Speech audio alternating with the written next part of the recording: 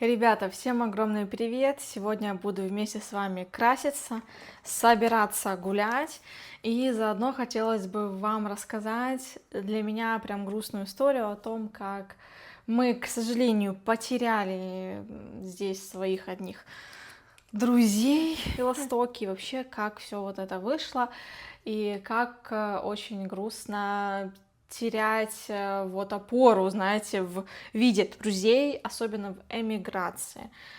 Если вам интересно, то, конечно же, оставайтесь. Будем с вами краситься и болтать. Ну что ж, история на самом деле для меня стала просто шоком, особенно учитывая то, что все это приключилось в момент аварии. Кто не знает, у нас, получается, в середине февраля мы с мужем попали в автомобильную аварию. По итогу мы лишились автомобиля. К счастью, с нами все good. Мы здоровы. Вот. Конечно же, знаете, все это ударило, особенно меня, очень морально. Мне прям было грустно очень. Уже, конечно, все становится лучше. Но, в общем, не про это сейчас. Об этом, я думаю, что у меня будет отдельное видео вообще, как тут вообще, что нужно делать при аварии, как тут все у нас именно произошло и так далее. В общем, с вот этими ребятами мы познакомились где-то в августе, в июле. И знаете, мне прям показалось, что мы с ними soulmates. Раньше у меня общение с украинцами как-то тут, знаете, не сильно складывались. Поэтому вот как мы встретили вот этих украинцев, мне казалось, что все. У нас прям есть очень много тем для обсуждения, что нам прям очень классно всем общаться, дружить. И так оно изначально было.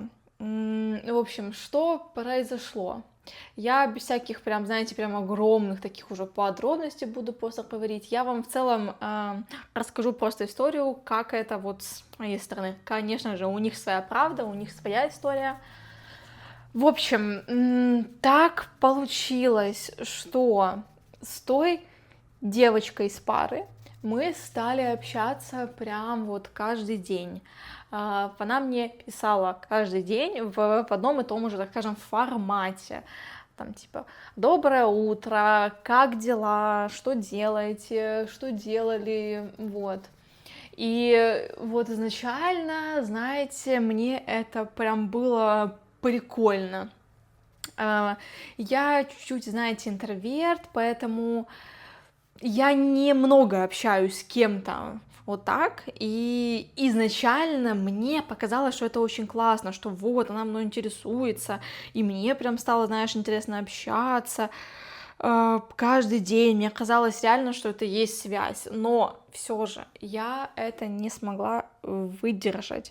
Со временем я стала ощущать, что мне стало сложно общаться вот так каждый день, просто это не мой формат общения. Мы все абсолютно разные, нам всем нужно разное, и это нормально. Вот, и, собственно говоря, вы не поверите, в тот же день аварии я ей об этом решила сообщить, что, может быть, мы все-таки свое общение немножко поменяем, что мне так общаться некомфортно, и самое интересное, я же шарю там за психологию, вот, у меня уже опыт психологии уже где-то 5 лет, ну, в плане я хожу на терапию 5 лет уже, получается, с 2021 года, и я, конечно же, знаю, что нужно говорить не с позиции «ты», а с позиции «я», и это правильно, я также делала, я ей подписала, что мне общаться так сложно, что, может быть, было бы классно общаться немножко по-другому, что мне сложно общаться так, я не знаю, о чем общаться. Еще мне не очень нравится, что меня спрашивают, что я делаю там пару раз в день. В общем, я очень мягко, вообще в такой культурной форме, просто ей об этом сообщила. И я абсолютно не думала, что это приведет к тому, к чему привело.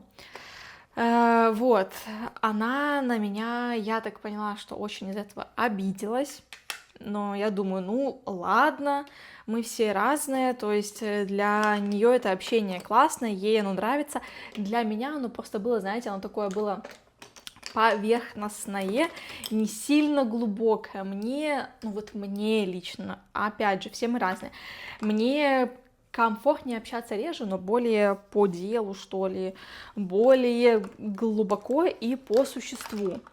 Поэтому мне вот это общение не подходило. Но у нее обратная история, ей ну, наоборот очень нравилось и так далее. В общем, думаю, ну ладно, вот, ну, я думала, что мы с ней все равно общаться будем, что это нам может, так знаете, день так дуется чуть-чуть, что ей стало грустно, вот, и это пройдет. Вот этот день мы поехали на концерт в Варшаву Руслана Белого. Так, все не могу отыскать свою никакую штуку для бровей. Секунду. Угу. Итак, найдено. Мы поехали на концерт Руслана Белого в Варшаву. И, в общем, был очень классный концерт, и нам все понравилось. Потом на обратный путь мы не доехали до Белостока, получается, 50 километров. Мы, к сожалению, попали в автомобильную аварию, я уже об этом вам говорила, все с нами ок. Вот, и так, знаете, вышло, что нужно было кого-то просить, чтобы нас докинули до Белостока. И мы вообще изначально думали звонить вот этому парню, в этой девушке. Мы пообщались в компании все вместе. И Юра общался с тем парнем, и вот Юра мне говорил, что прям, блин, у них такое очень прям интересное общение, классное, что и я отыскала себе в чем-то soulmate, и он, то есть мы прям очень открылись этому общению, мы были очень рады, что вот мы так общаемся, поэтому мы думали изначально звонить вот этому парню, чтобы он нам помог, зная, что он у нас один тут сейчас из друзей с автомобилем, у нас у остальных автомобиля нету, но как-то по итогу мы справились без этой помощи. И вот сейчас уже финализируя, мы думаем, что, скорее всего, нам бы и не помогли, но это уже наши, знаете, такие догадки. И, в общем, что потом произошло? Итак, продолжаем. После того, как мы приехали домой, мы поняли, что все-таки нужно будет поехать в СОР, это типа как в больничку, скорую помощь, чтобы все же проверить, все ли у нас нормально с костями, со всем. И что вы понимали, у нас вот, я тогда ей подписала всю эту историю, что, мол, типа, что мне такое общение некомфортно, давай его изменим, вот. Она сказала, что ей это нормальное общение, что для нее это, типа, наоборот, глубокое общение. И я потом отписала что-то типа, что окей, ты мне пиши как хочешь, а я тебе буду отвечать, как типа у меня получится. Ну, в плане, что если для тебя так важно вот, ну, писать мне часто, то ты мне пиши, но я просто отвечать не буду сиюминутно, потому что мне так сложно общаться часто, это получается, во-первых, а во-вторых, я сейчас стараюсь меньше сидеть как бы в телефоне, поэтому вот так. Все, на это она мне уже ничего, получается, не ответила. И вот представьте мою реакцию. У нас как бы произошла авария, это просто ужаснейший стресс, вот, об этом отдельный ролик, я вам уже говорила, что выйдет. Мы приезжаем с больницы той, вот, у нас, к счастью, опять же, я уже 100 раз говорила, что все типа нормально, но, ну, понятное дело, что это прям огромнейший стресс. Мы приезжаем домой, мы ведем спать просто в каком-то, ну, в тумане абсолютно, это уже было утро. Я ухожу спать, я потом просыпаюсь, где-то на часа 4 дня, 5. Просыпаюсь, открываю Телеграм, и тут она со мной продолжает выяснять отношения. Она мне пишет еще вот про вот эту тему. Типа, у нас тут произошла авария. Я не знаю, быть может, она тогда в то время еще об этом не знала или что, но вроде как должна была знать, потому что Юра писал ее парню. В общем, просто представьте мое как бы состояние. У нас тут авария. Я просто в шоке, что это вообще с нами такое произошло. Я вообще не понимаю, как жить дальше, что делать. Я себя ужасно прям чувствую. Я встаю, открываю как бы эти интернеты, а там со мной продолжают выяснять отношения. И я вообще охерела. Я думаю, серьезно? Серьезно? Сейчас самое, время это все обсуждать? То есть я тогда вообще просто выпала в осадочек, я отписала ей, что типа, ну, мы вообще-то попали в аварию. Я не думаю, что сейчас самое время, ну, обсуждать вот эту всю историю. Вот. Вот такие, да, дела. И потом, получается, на следующий день, нет, точнее, вот в вот этот день, во вторник, Юра отписала вот этому парню, что, мол, типа, привет, может, ты, ну, а мог бы мне бы, получается, ехать в то место, где остался автомобиль, это было просто не в городе, не в Белостоке, это было где-то 50 километров от города, не мог бы ты, пожалуйста, со мной поехать, вот, потому что там, получается, необходимо было оформить все эти документы, что ты оставляешь автомобиль свой на взлом, ну, то есть на свалку, на вот это все. Вот, а еще, знаете, еще такая была просто такое идеальное совпадение, что именно в среду и в четверг у этих ребят как бы выходные на работе. Сколько вы знаете людей, у которых выходные среда-четверг? Просто их 0 абсолютно. А тут еще все так совпало, что нужно было в среду с Юркой поехать.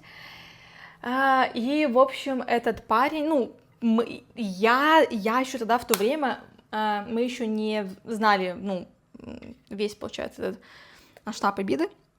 Парень этот отписал, что, мол, типа, вот у меня завтра зубной. Ну, ладно, ну, бывает. Юра там отписал, типа, что, ну, может быть, потом, после зубного или вот, ну, еще там как-то. Вот, ну, и он стал там что-то, знаете, там, типа, вот, ну, ля-ля, я не знаю, во сколько освобожусь и так далее. Ну, ладно, ну, то есть, блин, по фактам, нам никто ничем не обязан, вот, и, ну, типа, они нам не обязаны помогать абсолютно, но мне казалось, что мы как бы друзья, и, ну, опять же, у всех разные понятия дружбы, но я была, если честно, с этого вообще типа в шоке. Но ок, Юра ему отписал, что, может быть, ну, ты потом там как освободишься, дай мне, пожалуйста, знать. Вот, то есть еще, быть может, мы бы с тобой поехали бы позже. После там твоего зубного и все вот это. Но парень этот, к сожалению, ну или к счастью, без понятия, не ответил ничего в вот этот же день, а Юре, получается, да, необходимо было поехать в среду, и он уже планировал ехать на автобусе, но там на автобусе было просто нереально, потому что там еще вот этот автомобиль, он стоял не в самом том городе, где была авария. В общем, это была бы жопа жопная, но, к счастью, именно вот этот день Юра там этому мужчине позвонил и сообщил этот челик, что, типа, я сегодня на выезде, поэтому давай, типа, не сегодня, а завтра. Так, я надеюсь, что там идет еще запись. Давай, типа, завтра. Мы уже вот этому парню уже не писали, но уже просто понимаю, что, скорее всего, он просто сам, ну, не хочет помогать, так это и по итогу потом и оказалось. Поэтому я провела клич у себя в своем инстаграме, и по итогу Юра поехал с девочкой, которую я вообще не знаю, я ее никогда не видела, то есть... Были люди, которые с нами не общались, чай с нами не пили, не обсуждали планы на поездки совместные на море и все такое, и которым было не впадлу поехать, помочь кому-то. Тем более, ёлы-палы, мы же находимся в эмиграции, тут у всех у нас опор не так-то много, всем нам тут, блин, сложно. Так, и что потом? Потом я... Блин, ребята, вы не представляете, как мне было грустно. Как мне было грустно, что мы вот общались с ребятами, а они, ну, то есть, как будто бы, знаете, особо даже не проявили какого-то интереса к нам, ну, после аварии. Не проявили вот это, знаете, эмпатии и вообще какого-то сочувствия и как будто бы даже человечности. Ну вот мне было ужасно просто обидно и грустно, учитывая, что мы подаемся в дружбе. Ну, конечно же, мы тоже не идеальные, тоже тут это необходимо добавить, отдаемся все-таки дружбе по-другому, более, ну, блин, ну, я уверена, что мой Юрка 100% поехал бы помочь, потому что, ну, вот, блин, ну, ладно, тут я уже не буду ничего говорить, каждый сам решает, опять же, нам никто ничего не обязан, и это так и есть. Потом, вечером этого дня я написала в своем инстаграме, ну, типа так, сторис, что, блин, ребята, как же грустно, что вот, что ты думаешь, что обычно друг у нас как? Познается не в беде, а в радости. Что так просто, так, извините, тут какие-то звуки у меня, что так просто пожалеть кого-то в горе, чем вот реально порадоваться за кого-то, что он там, я не знаю, машину классную купил, автомобиль, ну, точнее, автомобиль какой-то классный приобрел, какую-то недвижимость, квартиру, дом. Но оказывается, что есть люди, и это ужасно мне грустно и больно, что они даже не смогли вот нам оказать какую-то поддержку в сложной такой, получается, для нас ситуации. И вот потом на следующий день этот парень отписал Юре, что Юра, привет, короче, я мог тебе помочь, но я этого не... Но, нет, я мог тебе помочь, но у меня не было желания этого делать, потому что, знаешь ли ты, что твоя Аня написала гадости моей девушке.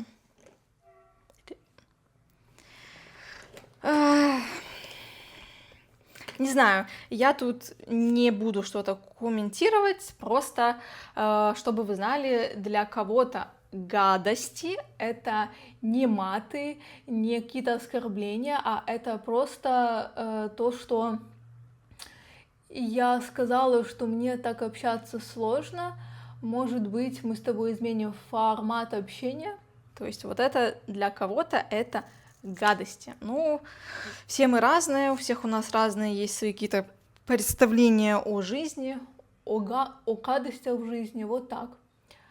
И, собственно говоря, вот так, чем вся история, это, так скажем, кончилась, это вот этой перепиской Где причем Юра так мягко общался. Он еще сказал, может быть, мы все вот это еще обсудим, как только у нас эмоции стихнут. На что этот парень ответил, что нет, тут все однозначно. Юра как бы сказал, что, ну, что все типа неоднозначно, что у всех разный свой какой-то взгляд на вещи, и, может быть, бы мы все это обсудили бы уже бы, как эмоции стихнут, но, так скажем, ответила, что нет, что все на самом деле однозначно. Да, ну, и все. И с тех пор, получается, уже никакого общения нет.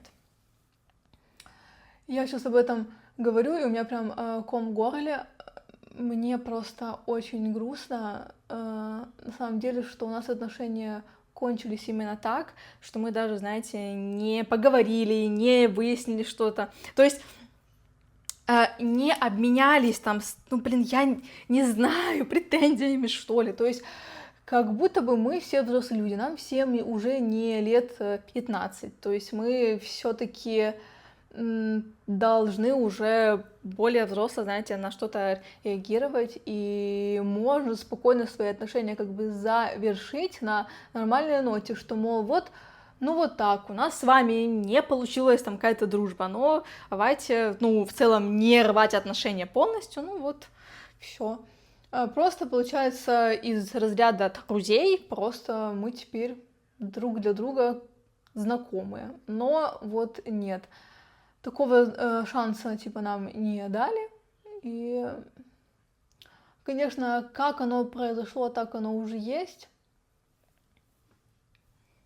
Но мне было, и сейчас мне очень от этого грустно, потому что я не считаю, что я сказала гадости, божечки, ребята, как я об этом мягко говорила. Ну вот, блин, вот так оно все вышло. Что, оказывается, я человеку была интересна только в формате удобном ему. То есть, как я сказала, что, быть может, ну, немножко мы изменим формат, чтобы мне стало общаться комфортнее, то все сразу пошло нафиг. Это, конечно, грустно.